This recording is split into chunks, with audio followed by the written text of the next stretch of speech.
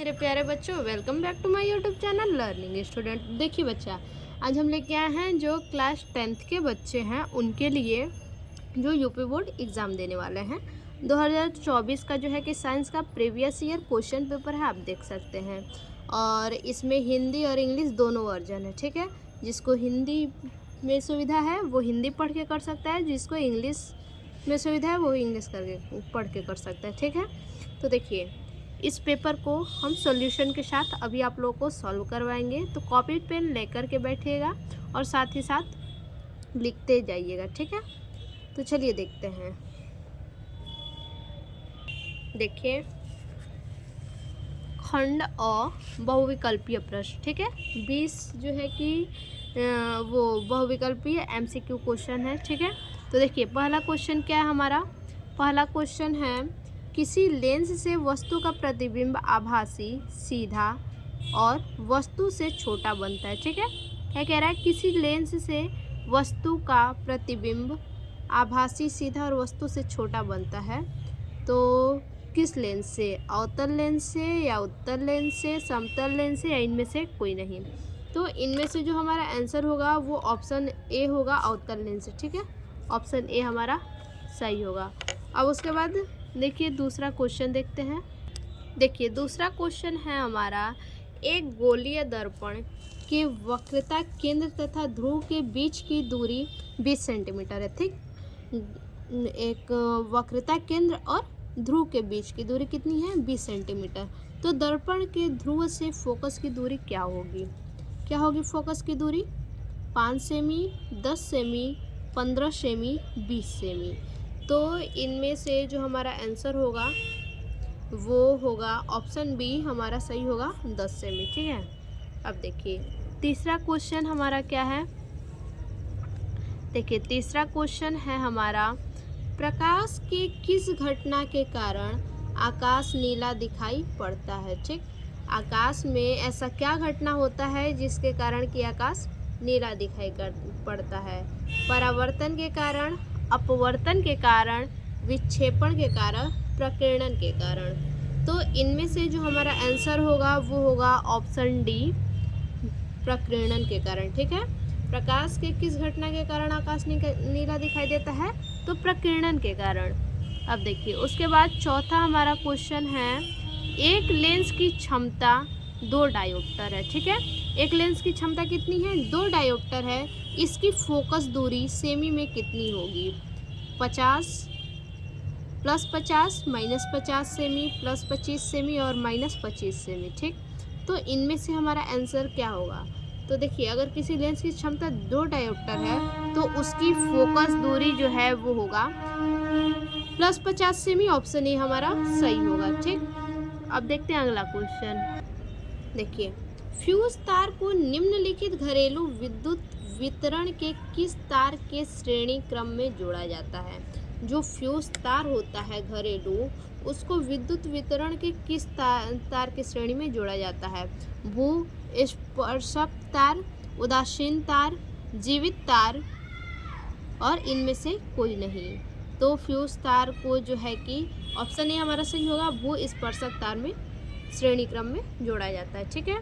अब इसके बाद देखिए छठा क्वेश्चन है हमारा, छठा नंबर क्वेश्चन है,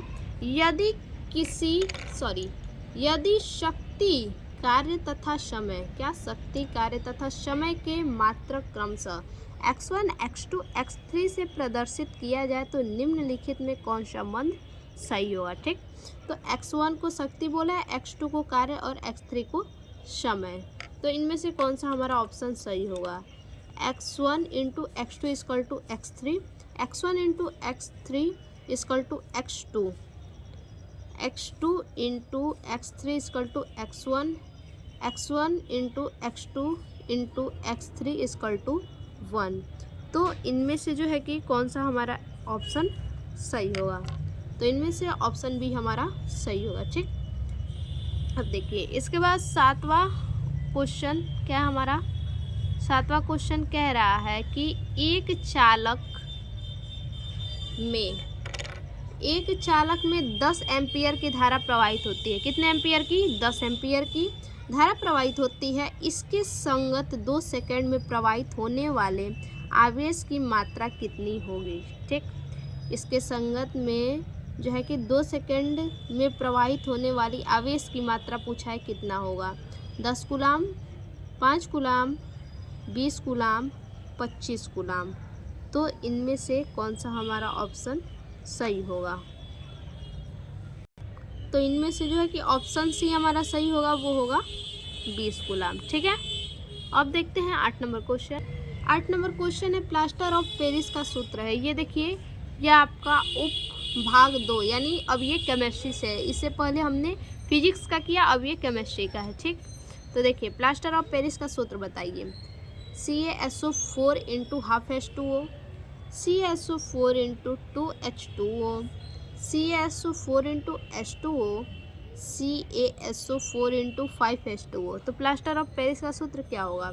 तो इनमें से जो प्लास्टर ऑफ पेरिस का सूत्र होगा वो CaSO4 into half H2O, option A हमारा सही होगा। उसके बाद है 9 नंबर, pH मान 8.5 8.5 वाला विलयन है। 8.5 जिसका pH है वो कौन सा विलयन होगा, क्षारीय होगा, अम्लीय होगा, उदासीन होगा, वो इनमें से कोई नहीं होगा। तो इनमें से जो हमारा ऑप्शन होगा वो होगा ऑप्शन ए, क्षारीय। ठीक, अब देखिए हमारा 10 नंबर क्वेश्चन। 10 नंबर क्वेश्चन है CH3CHO का IUPAC नाम है। इसका IUPAC नाम क्या होगा, ब्यूटेनॉल 2 मेथिल प्रोपेनॉल। ठीक, तो ये देखिए CHO है तो ये नल हो गया। ठीक, और उसके बाद एथ मेथ।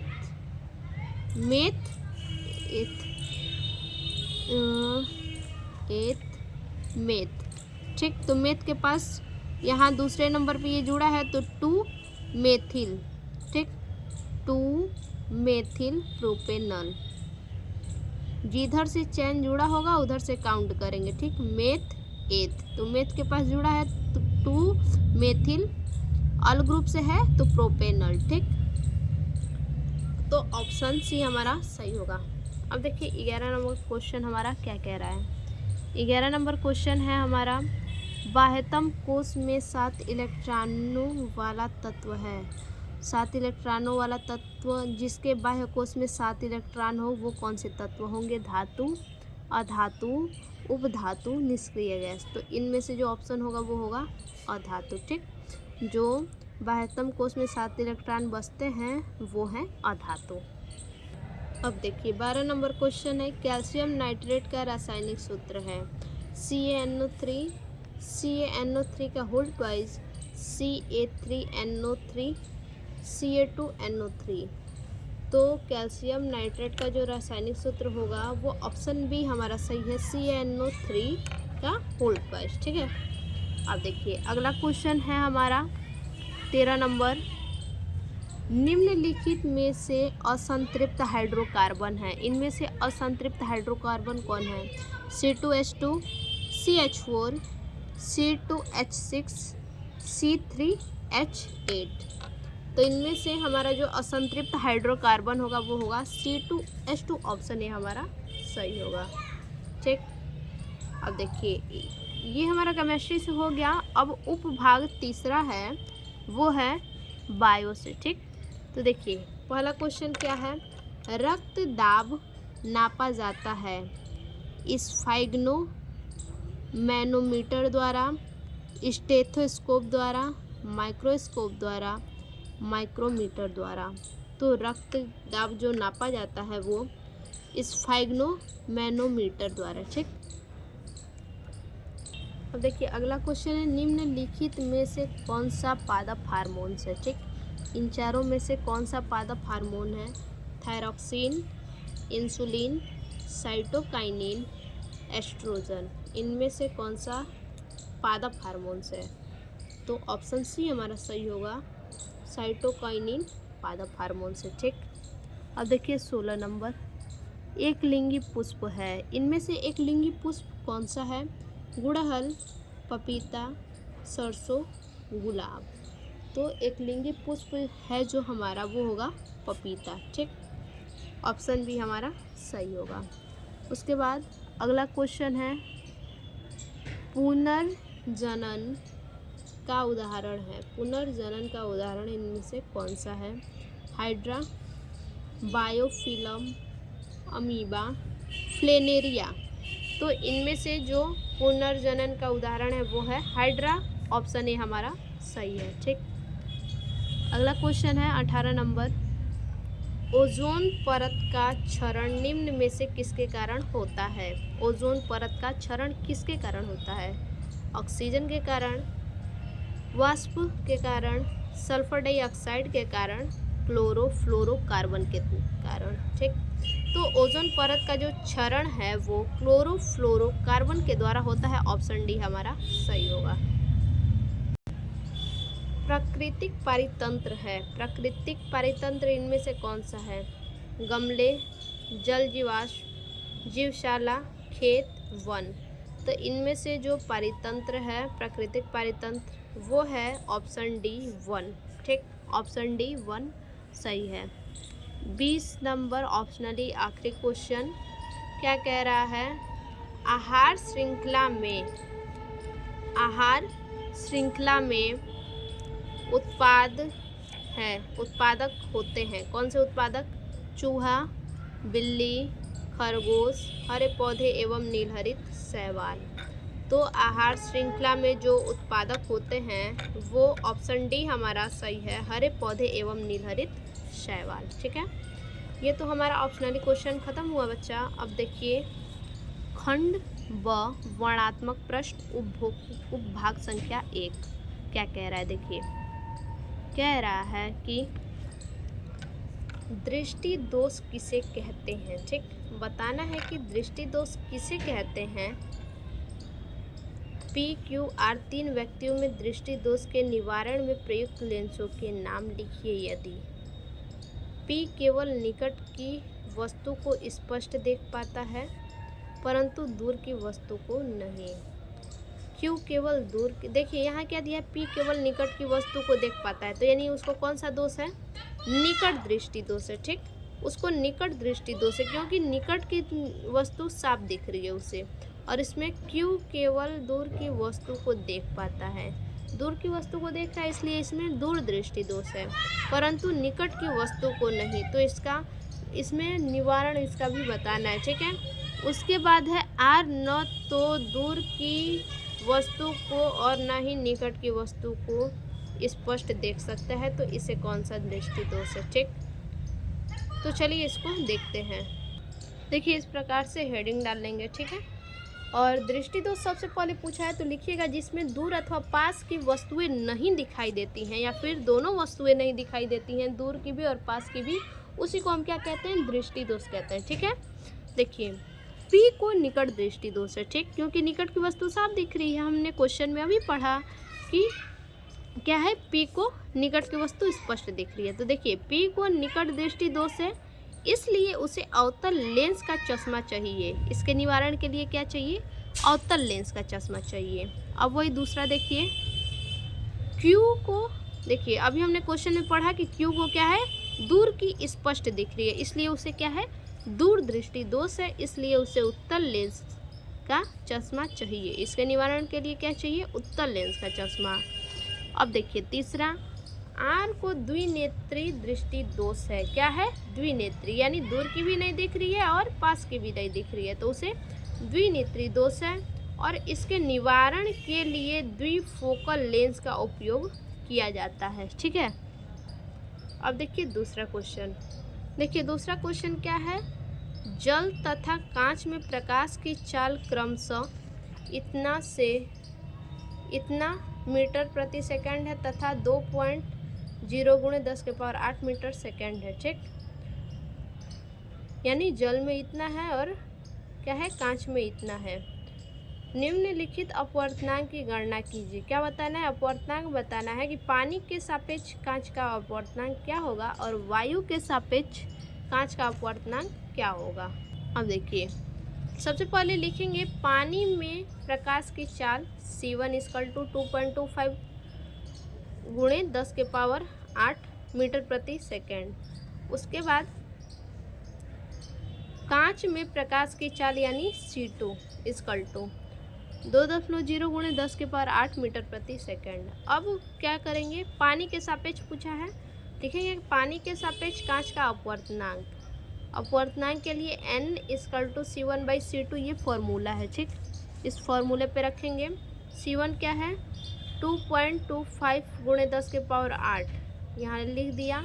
C2 2.0 गुणे 10 के पावर 8 यहाँ लिख दिया, ठीक। तो इसको कटाएंगे तो हमारा आंसर आएगा 1.125। तो ये निकल गया हमारा पानी के सापेक्ष कांच का अपवर्तनांक।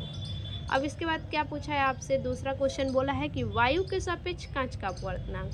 तो बच्चा देखिए, वायु के सापेक्ष कांच का अपवर्तनांक इसी तरह से होगा जैसे पानी के सापेक्ष कांच का अपवर्तनांक है, ठीक है। तो वायु के सापेक्ष कांच का अपवर्तनांक जो है उसे आप निकालिए, ठीक। एक क्वेश्चन हमने अभी बताया आपको, इसी के आधार पे दूसरे का आप निकालिएगा और निकाल करके कमेंट बॉक्स में जो है कि इसका आंसर ज़रूर बताइएगा। अब देखिए तीसरा क्वेश्चन क्या है। तीसरा क्वेश्चन है किसी चालक का प्रतिरोध किन किन बातों पर तथा किस प्रकार निर्भर करता है। एक तार का प्रतिरोध R है। प्रतिरोध का मान कितना हो जाएगा जब उसी पदार्थ के तार की लंबाई 2 गुनी तथा त्रिज्या आधी हो जाए, ठीक। प्रतिरोध का मान कितना हो जाएगा, यानी प्रतिरोध का मान पूछा है कि कितना हो जाएगा अगर उस पदार्थ की तार की लंबाई दोगुनी कर दी जाए और त्रिज्या आधी कर दी जाए। तो चलिए देखते हैं। सबसे पहले देखिए प्रश्नोत्तर संख्या डाल लेंगे, फिर लिखेंगे क्या, किसी चालक का प्रतिरोध निम्न बातों पर निर्भर करता है, ठीक। कौन कौन से बातों पे। पहला, चालक की लंबाई। प्रतिरोध लंबाई के समानुपाती होता है, ठीक। जो लंबाई होगा प्रतिरोध लंबाई के समानुपाती होता है। दूसरा, चालक का क्षेत्रफल प्रतिरोध क्षेत्रफल के व्युत्क्रमानुपाती होता है, ठीक। प्रतिरोध जो होता है वो क्षेत्रफल के व्युत्क्रमानुपाती होता है। तीसरा, चालक की पदार्थ की प्रतिरोधकता प्रतिरोधकता के समानुपाती होता है, ठीक। जो प्रतिरोध होता है वो प्रतिरोधकता के समानुपाती होता है। अब किन बातों पे निर्भर करता है ये तो पढ़ लिए, लिख लिए। अब उसके बाद क्या बोला है, जब तार की लंबाई 2 गुनी हो जाती है और त्रिज्या आधी हो जाती है तो प्रतिरोध का मान ज्ञात करना है, ठीक। तो देखिए पहला स्टेप है हमारा, तार की लंबाई दोगुनी हो जाती है तो नई लंबाई दोगुनी होगी तो वो नई लंबाई बन जाएगी, ठीक। क्या बनेगा नई लंबाई, L dash equal to 2L हो जाएगी। दूसरा स्टेप, तार की त्रिज्या आधी हो जाती है, ठीक। तार की त्रिज्या आधी हो जाती है तो नया क्षेत्रफल A dash equal to pi R/2 का होल स्क्वायर। फिर उसको खोलेंगे तो क्या होगा यहाँ पे पाई R²/4। इसका जो स्क्वायर होल स्क्वायर है तो इसका स्क्वायर किए तो 4 हुआ है। और फिर इधर क्या हो जाएगा, इधर भी हमारा 4 आ जाएगा, A/4 हो जाएगा, ठीक है। अब इसके बाद नया प्रतिरोध R डैश होगा। फिर देखिए L डैश है और ये A डैश है, ठीक। इक्वल टू 2L यहाँ पे हो गया है, दोगुनी लंबाई की गई है तो 2L, ठीक। 2L A/4 हमने इसके नीचे ले लिया। उसके बाद 2L गुणे 4 ये ऊपर चला जाएगा, ठीक। इसको ऊपर भेजेंगे तो हो जाएगा 2L गुणे 4/A, यहाँ पे 8, ठीक। 8 म्यू L/A इक्वल टू क्या होगा 8 प्रतिरोध हमारा हो गया। तो नया प्रतिरोध 8R होगा, ठीक। प्रतिरोध 8 प्रतिरोध होगा। तो ये हमारा सॉल्यूशन है। अब देखिए अगला क्वेश्चन 4 नंबर प्रश्न क्या कह रहा है, निम्नलिखित नियमों का उल्लेख नामांकित चित्र की सहायता से कीजिए, ठीक है। चित्र की सहायता से करना है। निम्नलिखित की सहायता से किस भौतिक राशि की दिशा ज्ञात की जाती है, ठीक। यानी किसकी दिशा ज्ञात की जाती है। पहला है फ्लेमिंग के बाएं हाथ का नियम और दूसरा दक्षिण हस्त अंगूठा का नियम, ठीक। तो सबसे पहले हम देखेंगे फ्लेमिंग के बाएं हाथ का नियम। हेडिंग डाल लेंगे फ्लेमिंग के बाएं हाथ का नियम, ठीक है। उसके बाद लिखेंगे यदि हम बाएं हाथ का अंगूठा तथा उसके पास वाली दोनों अंगुलियों को इस प्रकार फैलाएं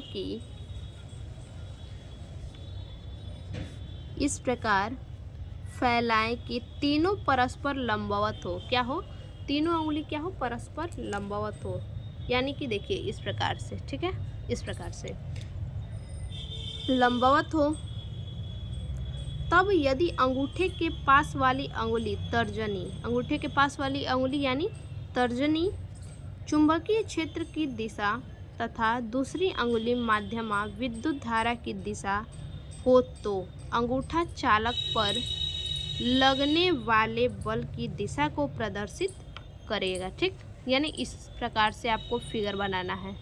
देखिए फिगर आपको सेम ऐसे ही बनाना होगा। ये अंगूठा जो है वो बल को दर्शाता है, तर्जनी क्षेत्र को दर्शाता है और मध्यमा जो है कि धारा को दर्शाता है। तो इस प्रकार से आपको फिगर बनाना होगा, ठीक है। अब देखिए, अब देखेंगे दक्षिण हस्त। दक्षिण हस्त अंगुष्ठ का नियम क्या है? देखिए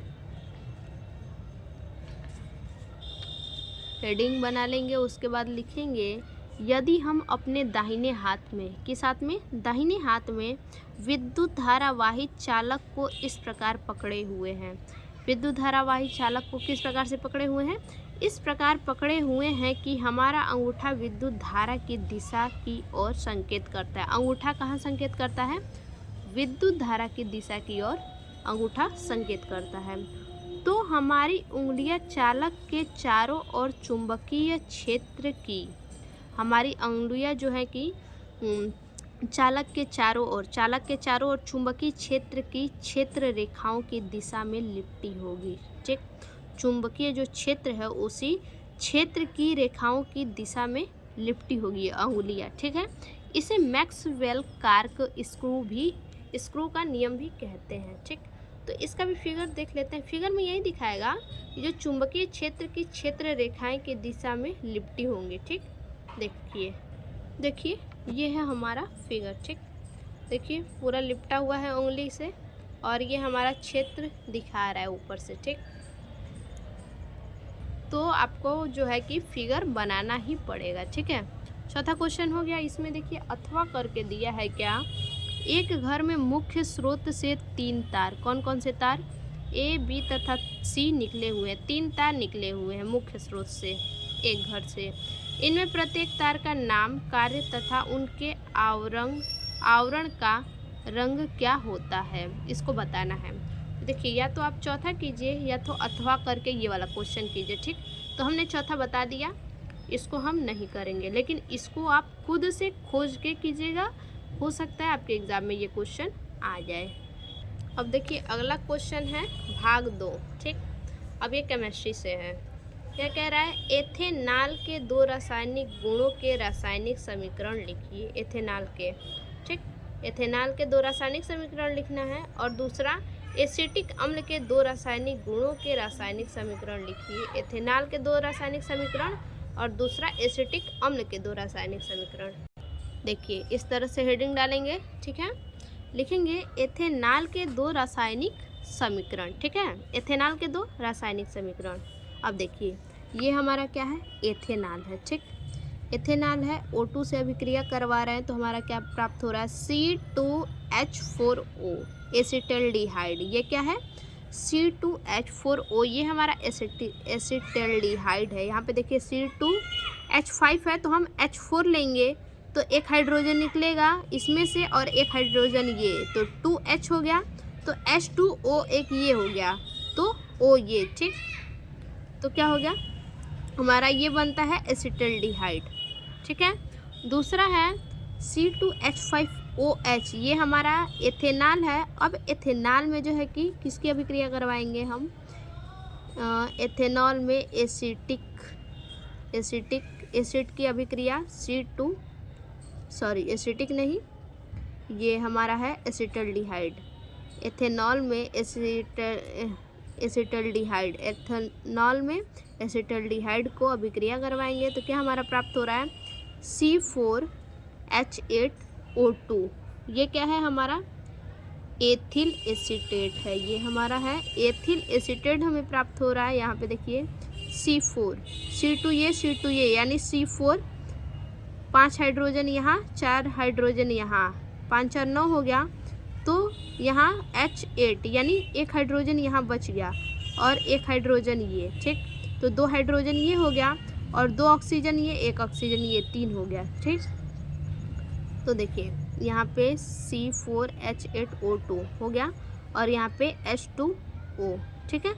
H2O यहाँ पे ये जो 1 ऑक्सीजन है यहाँ आ गया, 1 हाइड्रोजन जो बचा था ये 9 हो रहा था और 1 हाइड्रोजन ये, 2 हाइड्रोजन और 1 ऑक्सीजन ये, और ऑक्सीजन 2 जो यहाँ पे है ये यहाँ पे लगा दिए, ठीक। तो ये हमारा क्या बन रहा है एथिल एसीटेट बन रहा है, ठीक है। दूसरा क्या दिया है, एसिटिक अम्ल के रासायनिक समीकरण हमें लिखना है, ठीक। एसिटिक अम्ल के 2 रासायनिक समीकरण देखिए। पहला है C2H4O2, एसिटिक एसिड है। इसको हम क्या करेंगे, इसको अगर ऑक्सीकृत करेंगे, इसको ऑक्सीकरण इसका करेंगे तो होगा C2H6 होगा और CO2 बाहर निकल जाएगा, ठीक है। फिर उसके बाद C2H4O2, ये हमारा जो एसिटिक एसिड है, और C2H5OH, ये क्या है हमारा, ये होगा एथेनॉल। एसिटिक एसिड और एथेनॉल में अभिक्रिया करवाएंगे तो क्या होगा, प्राप्त होगा हमें C4H8O2 यानी एथिल एसीटेट प्राप्त होगा और H2O बाहर निकल जाएगा, ठीक है। तो ये हमारा कंप्लीट रिएक्शन हुआ, इसका आप स्क्रीनशॉट ले सकते हैं। उसके बाद देखिए 6 नंबर क्वेश्चन हमारा क्या कह रहा है। 6 नंबर क्वेश्चन कह रहा है हमारा, निम्नलिखित को समझाइए। द्विअपघटन अभिक्रिया और उदासीनीकरण अभिक्रिया, दोनों को समझाना है। देखिए प्रश्नोत्तर संख्या 6, द्विअपघटन अभिक्रिया, ठीक है। देखिए द्विअपघटन अभिक्रिया में 2 यौगिकों के आयन आपस में स्थान बदलते हैं, ठीक। 2 यौगिकों के आयन क्या करते हैं, आपस में स्थान बदलते हैं। इस अभिक्रिया में याद रखिएगा 2 यौगिकों के आयन आपस में स्थान बदलते हैं और 2 नए यौगिक बनते हैं, ठीक है। देखिए इसका एग्जाम्पल क्या होगा, तो इसका एग्जाम्पल देख लेते हैं। इसका एग्जाम्पल जैसे हो जाएगा आपको Na2SO4, ठीक। Na2SO4 प्लस BaCl, ठीक है। ये क्या हो गया, सोडियम सल्फेट और ये beryllium chloride, sodium sulphate beryllium chloride. इसमें अभिक्रिया करवाएंगे तो हमें प्राप्त होगा बेरिलियम सल्फेट, ठीक। बेरिलियम सल्फेट और इधर 2NaCl सोडियम क्लोराइड। तो ये हमारा जो है कि द्विअपघटन अभिक्रिया का एग्जाम्पल हो गया। उसके बाद देखिए उदासीनीकरण अभिक्रिया। उदासीनीकरण अभिक्रिया में एक अम्ल और एक क्षार आपस में प्रतिक्रिया करते हैं, ठीक। इसमें क्या होता है, एक अम्ल और एक क्षार क्या करते हैं, आपस में अभिक्रिया करते हैं और नमक तथा पानी का निर्माण करते हैं। अब नमक पानी का निर्माण कैसे होता है, देखिए एक क्षार हो गया, एक अम्ल हो गया, ठीक। HCl प्लस NaOH, इसको रिएक्शन करवाएंगे, अभिक्रिया करवाएंगे तो NaCl यानी सोडियम क्लोराइड, ये हमारा नमक प्राप्त हो गया और उसके बाद H2O हमारा इधर है तो ये हमें जल प्राप्त हो गया, ठीक। तो ये हमारा 6 नंबर क्वेश्चन। देखिए 7 नंबर क्वेश्चन है हमारा, निम्नलिखित पर संक्षिप्त टिप्पणी लिखिए। किस पे टिप्पणी चाहिए, pH मान, ऑक्सीकरण अभिक्रिया, दहन अभिक्रिया। देखिए सबसे पहले देखेंगे pH मान, ठीक। टिप्पणी देखिए pH मान किसी समाधान की अम्लता या क्षारीयता को मापता है। क्या करता है ये, किसी भी समाधान की अम्लता और क्षारीयता को मापता है। pH मान 0 से 14 के बीच होता है। ये जो pH मान होता है वो 0 से 14 के बीच में ही होता है। और 7 का pH मान तटस्थ होता है। 7 का पीएच मान तटस्थ यानी 7 पे आएगा तो वो उदासीनीकरण होता है। ठीक, 7 से कम पीएच मान अम्लीय होता है। अगर 7 से कम पीएच होगा तो वो अम्लीय कहलाएगा, और 7 से ज़्यादा पीएच मान क्षारीय होता है। 7 से अधिक पीएच होगा तो वो क्षारीय कहलाएगा। ठीक है, तो ये हमारा पीएच मान हो गया। अब देखिए ऑक्सीकरण अभिक्रिया क्या है।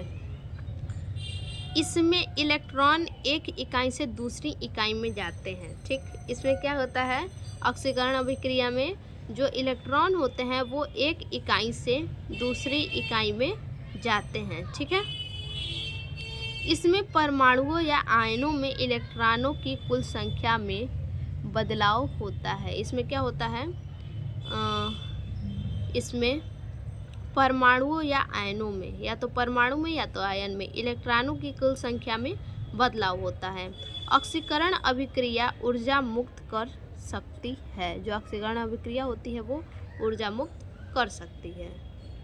अब देखिए उसके बाद है तीसरा दहन अभिक्रिया। ठीक है, दहन अभिक्रिया क्या है, देखिए इसमें ऑक्सीजन या हवा मौजूद होती है। जो दहन अभिक्रिया होती है, इस दहन अभिक्रिया में ऑक्सीजन या हवा मौजूद होती है।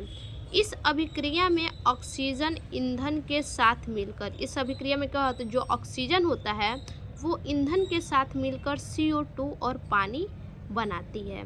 दहन अभिक्रिया आमतौर पर आग के रूप में देखी जाती है। ठीक है, ये किसके रूप में देखी जाती है, आग के रूप में देखी जाती है। देखिए अब इसमें जो है कि अथवा करके 3 क्वेश्चन दिया है, तो या तो आप ऊपर का 7वां तीनों क्वेश्चन टिप्पणी कीजिए या फिर ये तीनों कीजिए। ठीक है, दोनों में से कोई एक करना है। तो हमने 7 नंबर क्वेश्चन कर लिया, अथवा वाला नहीं करेंगे। ठीक है, आप इसको भी कर लीजिएगा, आपको आइडियाज़ मिलेंगे। ठीक है, अब देखेंगे उपभाग 3। ठीक है, अब है बायोलॉजी से क्वेश्चन। ठीक, पहला क्वेश्चन क्या है, ओजोन क्या है तथा यह किसी पारितंत्र को किस प्रकार प्रभावित करती है। हेडिंग डालेंगे उपभाग 3 प्रश्नोत्तर संख्या 8 ओजोन। ठीक, ऑक्सीजन के 3 परमाणुओं से मिलकर बना एक अणु है। ठीक, ओजोन क्या है, ऑक्सीजन के 3 परमाणुओं से मिलकर बना एक अणु है। यह हल्के नीले रंग की गैस है। ये क्या है, एक प्रकार का हल्का नीला रंग का ओजोन जो है कि गैस है। ठीक, और इसकी गंध बहुत तीखी होती है। इसकी जो गंध होती है वो बहुत ज़्यादा तीखी होती है। ओजोन पृथ्वी के समताप मंडल में एक परत बनाती है। ओजोन क्या करती है, जो पृथ्वी का जो समताप मंडल है उसमें एक परत बनाती है जिसे ओजोन परत कहते हैं। ठीक, ध्यान दीजिएगा, ओजोन क्या करती है, हमारी जो पृथ्वी है उसके समताप मंडल में एक परत बनाती है जिसे ओजोन कहते हैं। यह परत सूर्य से आने वाली पराबैंगनी किरणों को सोख लेती है। ये परत क्या करती है, जो सूर्य से पराबैंगनी किरण आती है उसे, उस पराबैंगनी किरण को सोख लेती है और पृथ्वी तक नहीं पहुंचने देती है। ठीक, पृथ्वी तक नहीं पहुंचने देती है। इस तरह पृथ्वी के पारितंत्रों को नुकसान से बचाती है। उसके बाद देखिए 9 नंबर क्वेश्चन है, खाद्य श्रृंखला एवं खाद्य जाल को उदाहरण सहित समझाइए। ठीक, खाद्य श्रृंखला और खाद्य जाल को समझाना है। हेडिंग डालेंगे खाद्य श्रृंखला। ठीक है, लिखेंगे खाद्य श्रृंखला में, खाद्य श्रृंखला क्या है, तो जीवों के बीच भोजन संबंधों को दर्शाने वाला एक मार्ग खाद्य श्रृंखला है। ठीक, जीवों के बीच जो भोजन के संबंधों को दर्शाता है, जीवों के बीच में जो भोजन के संबंध को दर्शाता है वो एक दर्शाने वाला एक मार्ग है जिसे क्या कहते हैं, खाद्य श्रृंखला कहते हैं। जैसे घास है, घास कौन खाता है, टिड्डा खाता है। टिड्डा को कौन खाता है, मेंढक। मेंढक को सांप खाता है, सांप को चील खाता है। ठीक, इस प्रकार से क्या है, ये एक प्रकार से जीवों के बीच में भोजन के संबंध को दर्शाता है। ठीक, तो यह एक खाद्य श्रृंखला है। ठीक है, अब देखिए खाद्य जाल। कई खाद्य श्रृंखलाओं को आपस में जोड़ने वाला नेटवर्क है। खाद्य जाल क्या है, कई श्रृंखलाओं को, जैसे अभी हमने खाद्य श्रृंखला दिखाया उसी प्रकार से कई श्रृंखलाओं को जो है कि आपस में जोड़ने वाला नेटवर्क है खाद्य जाल। ठीक, और एक पारिस्थितिक समुदाय में भोजन अनुक्रम और ऊर्जा हस्तांतरण का प्रतिनिधित्व करता है। क्या करता है? एक पारिस्थितिक समुदाय में भोजन अनुक्रम और ऊर्जा हस्तांतरण का प्रतिनिधित्व करता है। इसमें किसी एक प्रजाति के नुकसान का असर कम होता है। किसी एक प्रजाति का जो नुकसान होता है उस नुकसान का असर क्या होता है? बहुत कम होता है। अब उसके बाद देखिए 10 नंबर क्वेश्चन। ठीक, क्या कह रहा है? निम्नलिखित पर संक्षिप्त टिप्पणी लिखिए। हमें टिप्पणी देना है कायिक प्रवर्धन क्या है और मुकुलन क्या है। चलिए देखते हैं। देखिए कायिक प्रवर्धन। ठीक, कायिक प्रवर्धन में पौधे के जड़, तना या पत्ती जैसे भागों से नया पौधा बनता है। कायिक प्रवर्धन में क्या होता है? जो पौधे होते हैं, पौधे के जड़ से, तना से या पत्ती से, ठीक, इन्हीं सब जैसे भागों से नया पौधा बनता है। यह प्राकृतिक और कृत्रिम दोनों तरह से किया जाता है। ठीक है, ये प्राकृतिक और कृत्रिम दोनों तरह से किया जाता है। कायिक प्रवर्धन से बनने वाले पौधे अपने जनक के समान होते हैं। ठीक, कायिक प्रवर्धन से जो बनने वाले पौधे हैं वो अपने जनक के समान होते हैं। कायिक प्रवर्धन के कुछ उदाहरण हैं, कौन कौन से? जैसे आलू, अदरक, प्याज, गुलाब, आम। ठीक, तो ये हमारा कायिक प्रवर्धन हो गया। अब देखिए मुकुलन। मुकुलन क्या है? देखिए, मुकुलन में किसी जीव के शरीर पर एक कली बनती है। मुकुलन में क्या होता है? किसी भी जीव के शरीर पर एक कली बनता है और फिर वह कली अलग होकर नया जीव बनता है। सबसे पहले किसी जीव के शरीर पर एक कली बनता है और वो कली क्या हो जाता है? फिर अलग हो जाता है और अलग होकर एक नया जीव बन जाता है। ठीक, उसके बाद मुकुलन में शरीर की कोशिका में से, मुकुलन में क्या होता है? शरीर की कोशिका में से केंद्रक 2 भागों में विभाजित होता है। ठीक, उस क्या होता है? जो केंद्रक होते हैं वो 2 भागों में विभाजित हो जाते हैं और इनमें से एक केंद्रक मुकुल में आ जाता है। जो 2 केंद्रक में विभाजित होते हैं तो उनमें से जो एक केंद्रक होते हैं वो मुकुल में आ जाता है। मुकुलन पैतृक जीव के शरीर से अलग हो जाता है। मुकुलन क्या होता है? जो पैतृक जीव होते हैं उनके शरीर से अलग हो जाता है और वृद्धि करके पूर्ण विकसित जीव बन जाता है। क्या होता है? वृद्धि करके पूर्ण विकसित जीव बन जाते हैं। तो ये हमारा मुकुलन है। अब उसके बाद देखिए 11 नंबर हमारा आखिरी क्वेश्चन है। ठीक है, क्या दिया है इसमें? मानव मस्तिष्क की रचना तथा क्रियाविधि का संक्षेप वर्णन कीजिए अथवा पारितंत्र में ऊर्जा प्रवाह का सचित्र वर्णन कीजिए। ठीक है, दोनों में से कोई एक करना है। तो देखिए, आप ये भी कर सकते हैं मानव मस्तिष्क, लेकिन इसमें क्या है? बहुत ज़्यादा बड़ा हो जाएगा। क्यों बोला है? क्योंकि रचना तथा क्रियाविधि, इसकी रचना यानी फिगर के साथ इसको बताना है और एक एक चीज़ के बारे में आपको बताना होगा, पूरा क्रियाविधि। और ये पारितंत्र का भी सचित्र वर्णन करना है, लेकिन मानव मस्तिष्क से आसान आपको पड़ेगा पारितंत्र में ऊर्जा प्रवाह का सचित्र वर्णन। तो हम अभी देखेंगे पारितंत्र में ऊर्जा प्रवाह का सचित्र वर्णन। ठीक है, मानव मस्तिष्क को भी आप अच्छे से पढ़ लीजिएगा, फिगर का प्रैक्टिस कर लीजिएगा, आपके एग्जाम में भी आ सकता है। अभी हम देखेंगे दूसरा नंबर। देखिए, पारितंत्र में ऊर्जा प्रवाह। ठीक, ऊर्जा सूर्य के पारिस्थितिक तंत्र में प्रवेश करती है। ऊर्जा क्या करती है? सूर्य के पारिस्थितिक तंत्र में प्रवेश करती है और विकिरण वायुमंडल से होकर गुजरते हैं। जो विकिरण होते हैं वो वायुमंडल से होकर गुजरते हैं और पृथ्वी की सतह द्वारा अवशोषित होते हैं। जो विकिरण होते हैं वो तो वायुमंडल से होकर गुजरते हैं, लेकिन साथ ही साथ ये पृथ्वी की सतह के द्वारा अवशोषित कर लिए जाते हैं। ये विकिरण पादपों को प्रकाश संश्लेषण की प्रक्रिया करने में मदद करते हैं। ये विकिरण क्या करते हैं? जो पादप होते हैं उनके लिए प्रकाश संश्लेषण की प्रक्रिया में मदद करते हैं। साथ ही वे जीवित जीवों के अस्तित्व के लिए पृथ्वी के ताप को बनाए रखने में मदद करते हैं। ठीक, जो जीवित जीव होते हैं उनके लिए जो है कि उनके अस्तित्व बनाए रखने में ये मदद करते हैं। पृथ्वी के ताप को बनाए रखने में, उनके अस्तित्व को बनाए रखने में ये मदद करते हैं। कुछ सौर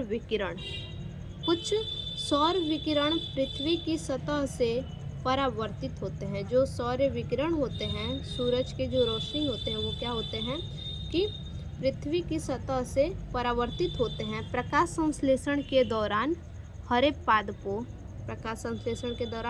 पादपों सौर ऊर्जा का केवल 2 से 10% आहार में परिवर्तित करने के लिए ग्रहण करते हैं। कितना प्रतिशत?